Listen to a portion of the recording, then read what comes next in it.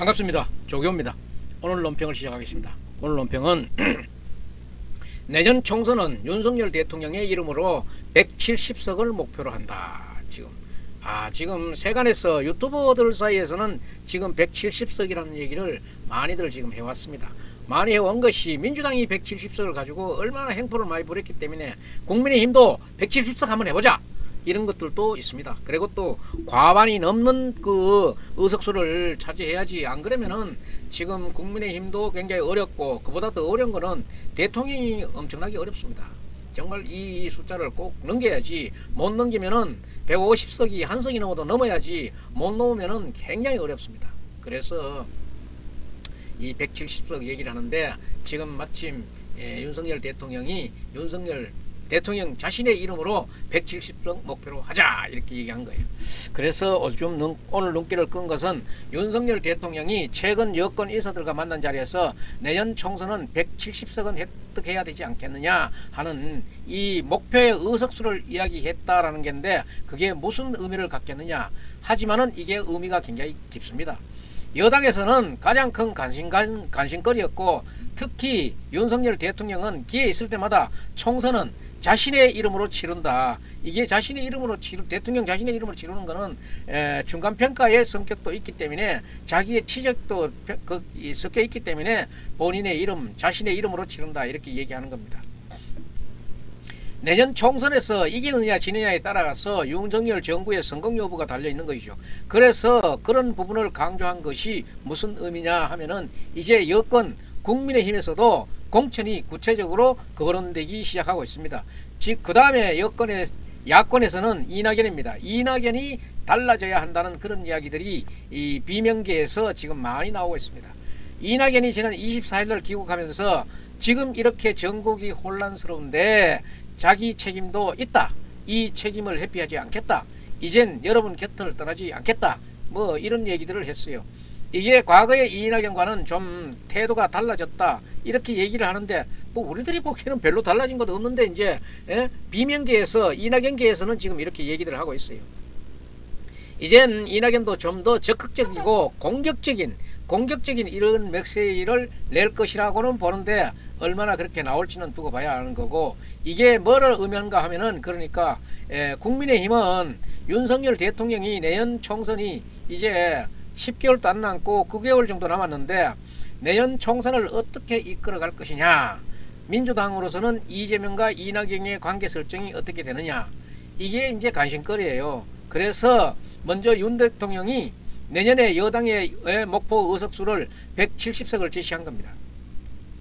그 다음에 윤석열 대통령이 계속해서 내년 총선은 윤석열 대통령의 이름, 자신의 이름으로 치른다, 뭐 그런 사실을 여당에서 또 이 정권이 시작하고 내년이면은 3년차가 만 2년을 훨씬 넘었고 3년차인데 실질적으로 만 2년 정도 되는 그런 시점입니다. 윤석열 정부가 출범한 이후에 첫 총선인데, 여기에 대해서 영향력을 본인의 그런 업무 치적에 대한 영향력으로 치러보겠다, 그런 얘기예요. 그러면은 그 성격이 어떤 성격이냐에 따라 가지고 언제나 그런 부분들이 지적되고 또 야당의 먹잇감들이 되어 왔던 겁니다. 이 정권은 지금, 윤석열 정권은 지금 말기가 아닌 그런 중기, 아직 그래도 초반에 해당하는 이런 부분에서 시작하기 때문에 윤석열 대통령은 역시 다르다 하는 그런 것을 보여주고 싶은 모양입니다. 지난번에 국민의힘 전당대회에서도 보여줬듯이, 법에 어긋나지 않으면은 윤석열 대통령은 대통령으로서 할 수 있는 가장 최대한의 영향력을 발휘하겠다 하는 그런 의도인 것 같습니다. 정치개혁을 하겠다 하는 겁니다. 법에 어긋나지 않는 한. 과거처럼 물밑으로 하고 다른 사람을 통해서 하고 자신의 영향력을 그렇게 쏟아져 왔던 그런 거에 비해서, 자신은 어떤 정치적인 수술을 밟든지 간에 굉장히 지금 윤 대통령이 하는 행태나 그 행보는 상당히 직선적이고 그렇잖아요. 그래서 지금 이제 이 내용들을 직설적으로 돌파해 나가는 그런 상태인 것 같아요.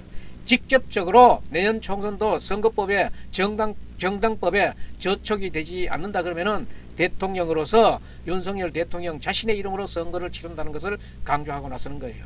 공천에서부터 선거 전체에 대해서 윤석열 대통령이 지금까지 보지 못한 정치권에서 그런 영향력을 행사할 것이다 하는 것이 추측이 되고, 그리고 목표 의석수는 170석이다 이럽니다. 그래서 지금 윤석열 대통령이 압도적인 승리를 이야기하는데 170석 이야기를 했습니다. 이게 무슨 의미를 가지냐 하면은 지금 당장 국민의힘 내부에서는 검사가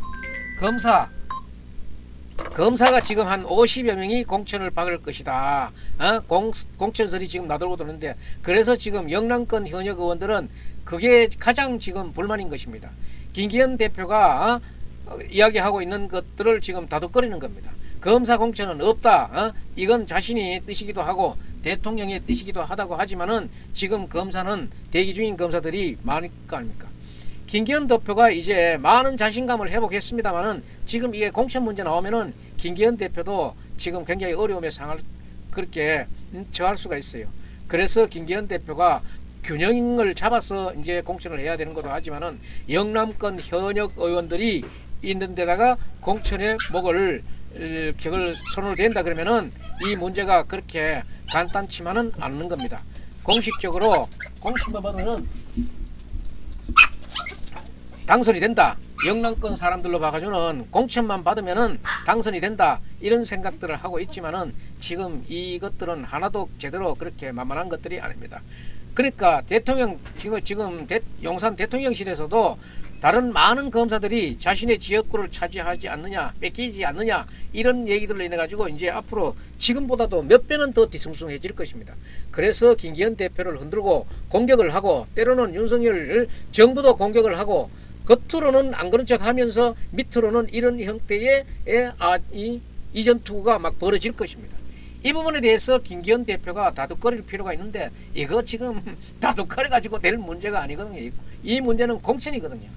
그래서 한 번은 김기현 대표가 이 부분에 조금 자꾸 약해질 수가 있는데, 김기현 대표도 이럴 때는 한번 강해질 필요도 있어요. 성질을 낼 때는 성질을 내야 되고, 화를 낼만 할 때는 화를 내야 되는 거고, 또 어떤 자잘못에 대해서는 일벌백계로 해야 되는 것이, 이 지금 뭐 음모론이라든가 이런 것들이 있는데, 이런 것들에 보완해동하는 사람도 생길 수가 있는데, 이런 것들은 강력하게 경고하고 공천권에 불이익을 주겠다는 그런 엄포도 나아가면서 이렇게 일침을 가할 필요가 있다, 이런 겁니다. 지금 국민의힘에도 지금 말만 국민의힘의 국회 저쪽에 당원이지 내부 총질하는 사람들이 있잖아요. 이런 사람들의 별도 관리도 중요하다, 이런 얘기입니다. 정당만큼이 이렇게 거센 조직도 없습니다. 뒷골목 조폭에 버금가는 그런 조직이 정당 조직 아니겠습니까? 이게 언제나 당근과 채찍이 있어야 되는데, 채찍도 어땠을 때는 날카로워야 됩니다. 한 방에 싹싹 날아갈 수 있는 그런 채찍이어야 됩니다. 당근만 줘가지고 되는 것도 아니고, 결국은 영남권이 승부처가 아니겠습니까?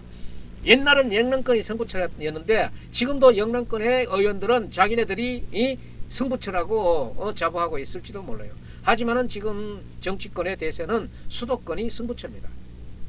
수도권에서 얼마만큼 차지하느냐. 지금 국민의힘 수도권의 국회의원은 한두 명이 지나지 않잖아요. 여기에 반차지했다 그러면 압승하는 겁니다. 사실은 공천에 있어서 가장 중요한 것이 수도권인데, 수도권에서 사실 절반만 차지한다 그래도 국민은 압승할 수 있는 그런 분위기입니다. 문제는 이 수도권에서 이게 본 적이 이렇게 크게 이겨본 적이 까마득한 그런 역사입니다. 그래서 윤석열 대통령이 정말 이번에 한 25년 30년 만에 수도권에서 이기는 그런 대통령이 되려는가 한번 우리가 지켜볼 필요도 있다고 생각합니다. 그래서 수도권에서 이길 수 있다 그러면은 검사면 어떻고 뭐 어떻습니까? 그래도 검사도 일정 이상의 레벨은 되는 사람들인데, 그 검사 공천 하면 된다 안 된다, 그것도 정답은 아니라고 봅니다. 그래서 뭐 지금 얘기가 나오는 거면은 대구에다가 어느 검사를 꼽는다, 부산에 어느 검사가 뛰고 있다, 지금 대통령실에서는 뭐 주진우를 비롯해 가지고 다른 사람들의 이야기가 나오고, 대통령실에 있는 지금 수석들도 정치를 하고 싶어 하는 사람들이 있다. 그리고 뭐 자기 지역구나 고향에 당연히 출마하려고 그러죠. 그건 당연한 거 아닙니까? 그래서 지금 대통령실에 근무하고 있는 사람들도 사실 이런 때 한때 정치에 입문하기 위해서 얼마나 그 안에서 근무하는데 애를 먹고 했겠습니까? 그렇다 그러면은 또 보상점도 있어야 되니까 이거 그렇게 말릴 수 있는 문제도 아니고 당선이 가능하다 그러고 지금 윤석열 정부에 도움이 된다 그러면은 그 줘야 되는 거 아니겠습니까? 여기에서 그거 지금 정치에 하겠다 하면서 그 몫을 할 수 있는 사람이라 그러면은 총선에 나가겠다고 하는 사람이 있다 그러면은 대통령이라 그래도 말릴 수는 없는 일이에요. 그만큼 지금 본인들이 다 노력하고 있고 이 대통령실에서 근무하고 있는 사람들도 이런 시점에 이런 일을 한번 하려고 대통령이 얼마나 그 일을 빡시게 시키겠습니까? 그 빡시게 시키는 그 일 다 했다 하면은 보상점을 줘야죠. 그리고 주진우 또 부산으로 이야기가 나오고 있는데 이 얘기는 나올 수밖에 없는 겁니다. 나올 수밖에 없고 검사 공천은 꼭 뭐 피하라는 거는 없잖아요. 그 사람이 나가서 당선될 수 있다 그러면은 해야 되는 거지. 그리고 지금 이렇게 이야기가 많이 나오는 입장에서 국민들 입장에서나 당원들 입장에서 훌륭한 검사를 그러면은 당연히 나와야 됩니다. 검사라 그래가지고 특별히 검사직이라 그래가지고 막을 수는 없습니다. 국민들 입장에서 봐가지고 당원들 입장에서 봐가지고 훌륭한 검사라 훌륭한 검사 출신이다 판사 출신이다 그러면은 나와야 되는 겁니다. 지금 현역 의원들이 검사 나오겠다고 하니까 경쟁을 해야 돼. 당연히 경쟁을 해야 되죠. 여기에 농촌에 일하는 사람이 나와도 경쟁을 해야 되는 거고 검사 출신이 나와도 경쟁을 해야 되는 거고 경쟁을 해야 됩니다. 경쟁을 해서 이기라는 거예요. 그리고 자기 인간 댐댐이라든가 일의 능력이라든가 이런 걸 보여줘야지. 그래서 경쟁을 해서 한번 했던 사람들은 가산점을 못 받지만은 새로 하는 사람들에게는 가산점을 줘가지고 경쟁을 해야 되는 거예요. 그래서 새로운 인물들이 나와야지. 이 인물이 너무 오래되니까 자꾸 지정치하고 지 주머니 지 포켓 체온이라고 깜빵들락거리고 안 돼요. 그래서 지금 화두는 총선이 화두인데 화두에는 이 총선 정치의 화두는 개혁이 따라야 됩니다. 검사라고 해서 공천했어도 안 되고 검사라 그래가지고 공천 안 줘도 안 되는 거예요. 할만한 검사가 있다 그러면 해야 되는 게고 아무리 또 대통령하고 친한 검사라 해라 그래도 나가서 떨어질 검사 출신 같으면 보내면 안 되지. 이게 지금 한 사람이 얼마나 중요한 역할을 하는데 지금 내년에 만약에 149명까지 됐다 그러면은 한 명 모질해 가지고도 이 일이 틀어지는 게 다반사고 식물 대통령으로 가는 것도 다반사예요. 그래서는 안 되니까 이 문제는 철저한 경쟁과 철저한 심사를 통해서 검증을 통해서 해야 되는 거고 그런 정리를 해서 해야 되는 것이다. 그래 계속해서 이제 현역 의원들이 말을 만들고 조건을 걸어서 지금 자꾸 이유를 걸 거예요. 자기네들의 기득권을 지키기 위해서 초선했던 사람들은 재선을 해봐야 되니까 이유 걸 거고 이런 이유 걸 때마다 김기현 대표는 이 사람들인데 따끔하게 얘기해서 자꾸 당신 그러면은 공천에 불이익 주겠다 하고 꽉꽉 눌러놔야 돼요. 그래야지 지금 이러다 보면은 또 보수는 분열로 망하는 수가 생깁니다. 공천에서 분명하게 감점을 주겠다 이런 거를 걸어가지고 이런 사람들을 정리해 나가야 됩니다. 강력하게 김기현 대표가 눌러질 필요가 있다는 것을 말씀드리고 윤석열 대통령이 170석 이야기를 했는데 그래도 과반 획득 아무리 안 돼도 150석 이상은 돼야 된다는 그런 얘기예요. 그런 얘기인데 150석이 넘지 않는다 그러면은 지금 윤석열 정부 일하기 힘듭니다. 굉장히 힘듭니다. 그래서 170석을 잡아나가는 것 같은데 어떻게 해든지 간에 수도권의 과반을 넘겨 가지고 이렇게 해야 되기 때문에 그래서 지금 법무장관 한동훈 장관 차출설도 얘기 나오는 것이 지금 그냥 나오는 게 아니에요.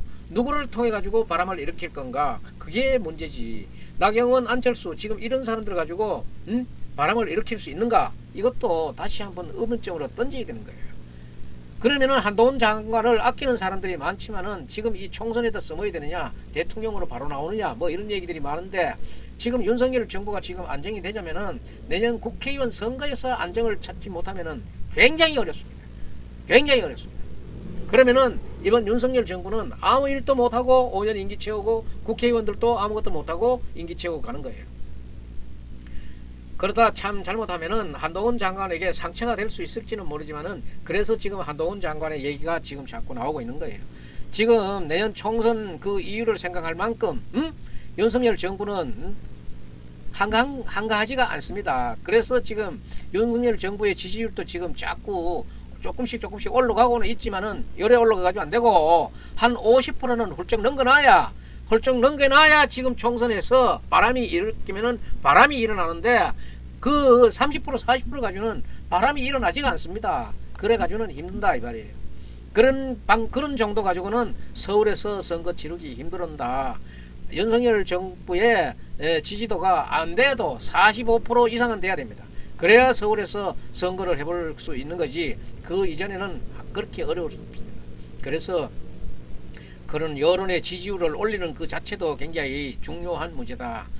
그리고 공천은 일단 김기현에게 맡기는 것이 맞는데 너무 과도한 대통령의 개입도 또 불협화음이 올 수가 있고 법 위반이라든가 이런 것들도 문제가 나올 수도 있습니다.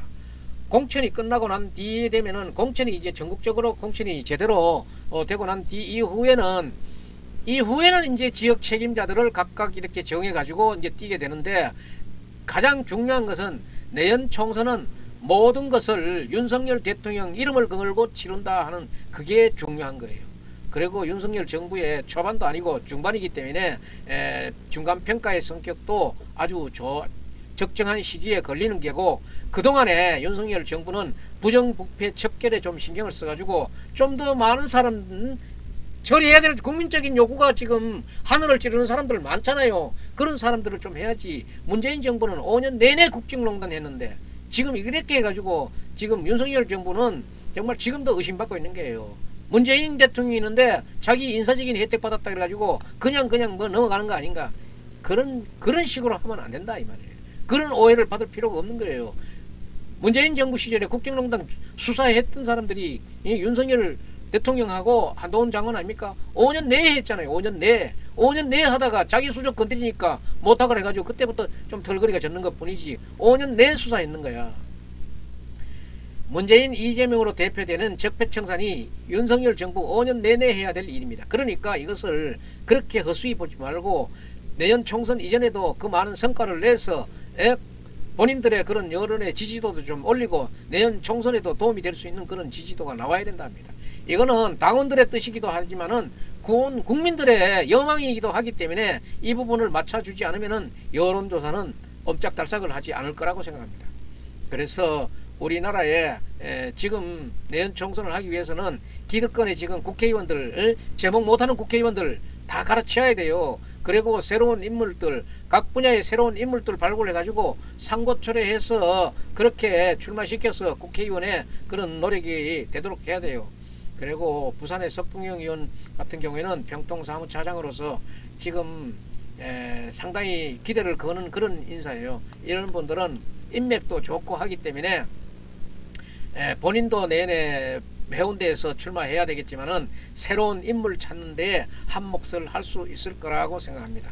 그렇기 때문에 이제 내년 국회의원 선거는 윤석열 대통령 자신의 이름을 걸고 170석을 돌파한다.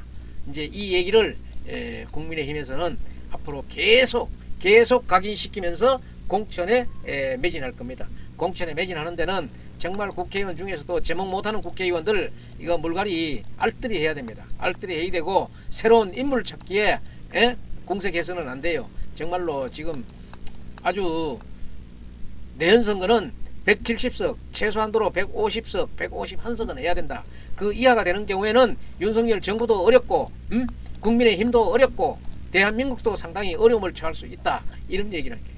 그래서 내년 총선은 윤석열 이름으로 치른다. 170석을 목표로 윤석열 이름으로 치른다. 이런 얘기입니다. 오늘 논평은 여기서 마칩니다. 네, 지금까지 조교방송에 구독자가 아니신 분은 구독 버튼 좀 눌러주고 나가십시오. 네, 그리고 좋아요 알림 설정도 해주시기 바랍니다. 조교논평 여기서 마치겠습니다. 수고하셨습니다.